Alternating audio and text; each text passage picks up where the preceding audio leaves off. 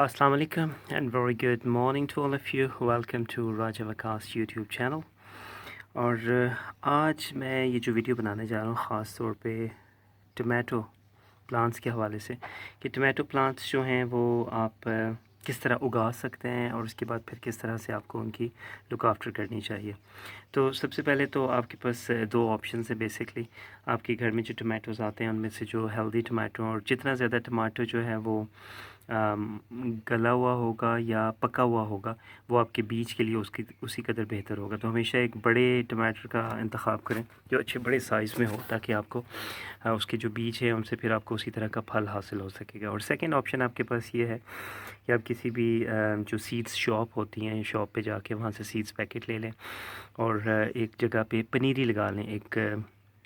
वैसे तो आप कोकोपीट वग़ैरह में और रेत, कोकोपीट और मिट्टी इसका ये अमेज़ा मिला लें और उसमें रेत भी होनी चाहिए और इस सब को मिक्स करके तो उसमें आप अपनी पनीरी उगा लें। जैसे ही आपकी जब वो सीडलिंग्स निकल आए इस तरह से छोटे-छोटे, ये एक्चुअली मिर्चों के हैं लेकिन मैं बता रहा हूँ कि इस तरह से अगर टमाटोज़ के होंगे तो आप उन्हें थोड़ा सा बड़ा होने देंगे।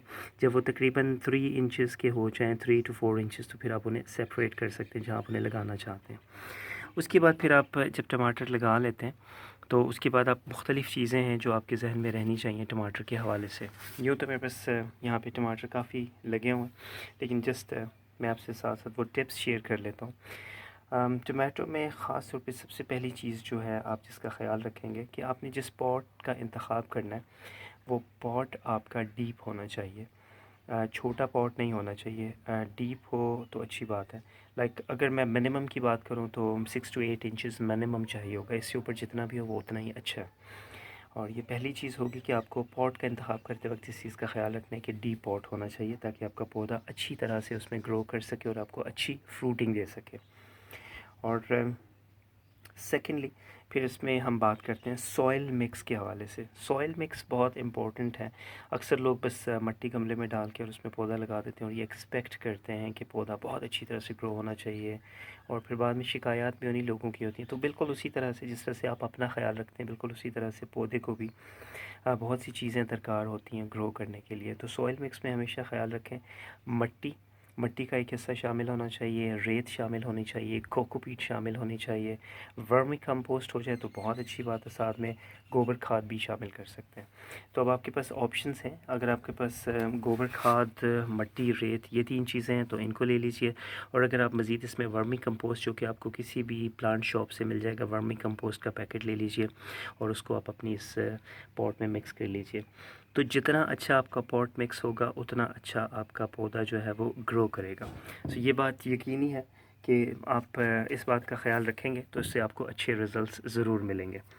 और उसके बाद फिर हम आ जाते हैं सनलाइट के हवाले से कि पॉट की प्लेसिंग ऐसी होनी चाहिए कि मिनिमम आपके पॉट को जो है 6 से 7 घंटे सूरज की रोशनी मिलनी चाहिए। ये बहुत ज़रूरी है टमाटर के पौधे के लिए। अच्छे टमाटर अगर आप चाहते हैं तो 6 से 7 घंटे, 8 घंटे की रोशनी बहुत ज़्यादा ज़रूरी है। और इसके लिए आप अपने पॉट की जो प्लेसिंग है वो ऐसी जगह पे रखेंगे जहाँ पे से ये रोशनी मिले।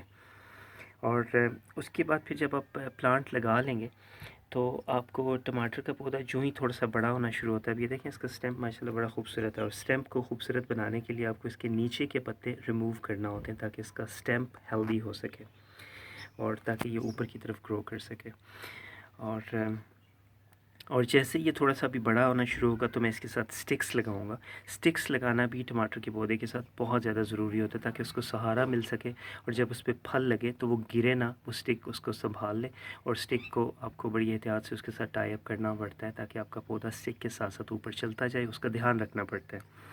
और साथ साथ एक बहुत ज़रूरी चीज़ मैं ये ज़रूर बताऊंगा आपको कि टमाटर के पौधे में अगर आप उसे बिल्कुल इसी तरह से छोड़ देंगे ग्रो होने के लिए तो बहुत सा यानी कि उसमें पत्ते आ जाएंगे और बज़ाहिर तो वो सब्ज़ नज़र आ रहा था जो कि खूबसूरत होता है, लेकिन पत्ते एनर्जी उसकी बहुत ज़्यादा ले रहे होते हैं। तो कोशिश कीजिए कि जो पत्ते उसके ज़रूरत के नहीं है, जो एक्स्ट्रा हैं, आप उन्हें निकाल दीजिए। और ख़ास तौर पे अगर आप मेरे साथ इस पौधे की तरफ गौर करें तो ये आपको 2 ब्रांचेस के दरमियान में सकर्स नज़र आ रहे हैं। इन्हें सकर कहते हैं। ये शायद कि मैं आपको दिखा सकूँ बेहतर तरह से।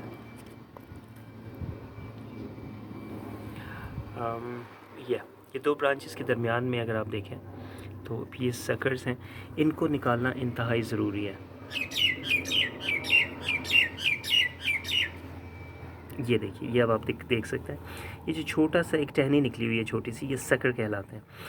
इनको अगर आप थोड़ा सा और ग्रो होने देते हैं तो उसके बाद इसका फ़ायदा ये हो सकता है कि इनको आप निकाल के काट के और आप इन्हीं से नए टोमेटो प्लांट्स भी बना सकते हैं। बिल्कुल उसी तरह से ये आपको फल देंगे, टमाटर देंगे, जिस तरह से ये नॉर्मल टमाटर दे रहे हैं। लेकिन इनको यहाँ से निकालना बहुत ज़्यादा ज़रूरी होता है, क्योंकि ये यहाँ पे आपके फल को रोकते हैं, बल्कि एनर्जी जो है वो ज़्यादा से ज़्यादा यही ले रहे होते हैं। तो इन चीज़ों का अगर आप ख़याल रखेंगे तो आप हेल्दी टोमेटोज़ ग्रो कर सकते हैं। और हमेशा मैं रिकमेंड करता हूँ अपने वीडियोस को देखने वाले, सुनने वाले सब्सक्राइबर्स को कि कोशिश करें कि ज़्यादा से ज़्यादा सब्ज़ियाँ आप अपने घर में ज़रूर उगाएं, ताकि आपको बाज़ार से सब्ज़ी ना लेनी पड़े। पाकिस्तान एक ज़रूरी मुल्क है और हम सबको इसका सबूत देना चाहिए कि हम सब थोड़ा बहुत ज़राअत के बारे में ज़रूर जानते हैं। तो ये छोटी छोटी चीज़ें जो हैं हमारी मईशत को बहुत सहारा दे सकती हैं, आपके घर के बजट को बहुत सपोर्ट कर सकती हैं। तो ज़रूर कोशिश करें कि ये छोटी छोटी चीज़ें आप अपने घर में उगाएं। खुश रहिए, अपना बहुत सा ख्याल रखिएगा। अल्लाह हाफ़िज़।